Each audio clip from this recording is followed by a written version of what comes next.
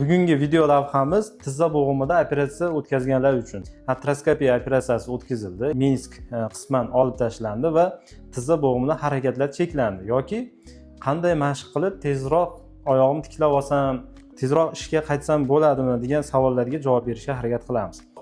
Bularda artroskopiya operatsiyasi o'tkazildi, ya'ni Minsk qisman olib tashlandi va tizza bo'g'imi qotib qoldi. Biz bunda quyidagi mashqlarni bajaramiz.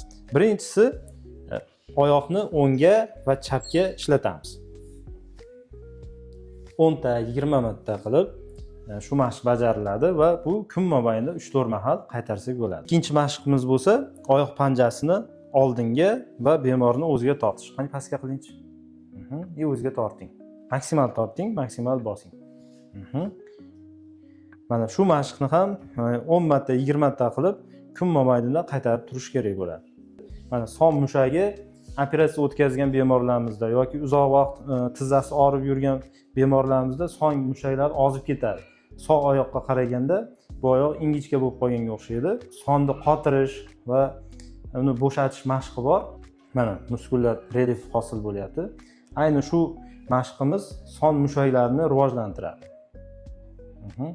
Shu mashqimizni 10 marta, 20 marta bajarish shart bo'ladi va kun mobaynida 3-4 mahal qilsa bo'ladi. Keyingi mashqimiz uchun bizga kichkina yostiqcha kerak bo'ladi yoki uydagi yostiqdan foydalansa bo'ladi. Mana tizza bo'g'imini tagiga qo'yamiz. Tovonlar yerga tegib turibdi. Qarang, tizzani ko'tarmaysizda, tovonni ko'tarasiz. Xo'p, ushlaysizda ichingizda 5 gacha sanab turing. Bo'ldi. Xuddi shu mashq ham kun mobaynida 3-4 marta bajarish kerak. Ko'p bemorlarimizda tizza bo'g'imini xususiy boylami deymiz, mana shu boylam qotib qoladi. Operatsiya bo'lgan qismlardan shikoyat qilishmaydi, ayni tizza qopqog'ining pastki qismidan shikoyat qilinadi. Shu joyda mana ko'rib turibsizlar, qisqacha tizza bo'g'imini xususiy bog'lam bo'ladi. Bu bog'lamni bo'shatish uchun tizza bo'g'imni mana qopqog'ida ishlatasiz. O'ngga, chapga, o'ziga tortasizda, pastga. Keyingi mashqimiz shundayki, mana bemorlarimiz operatsiya o'tkazgandan keyin tizza bo'g'imini qotirib qo'yishadi, ya'ni prujinada oyoq qotib qoladi, ya'ni bukilmaydi. Va biz aytamiz, hech bo'lmasa 90 gradusga buking. Chunki 90 gradusga bukilgan tizza albatta orqaga bukilishi oson bo'ladi. Buning uchun mana o'ng oyoq operatsiya bo'lgan, siz chap sog'lom oyog'ingizni ustiga qo'yasiz. Qo'ying. Sekin bu bilan bosing. Shu mobaynida siz buni tepaga itarishga harakat qiling. Yana xuddi shunday, buni ham ichingizda sanab, 5 gacha sanab ushlab turish kerak va kun mobaynida shu mashq qilib, mana oyoqni bukishga harakat qilasiz.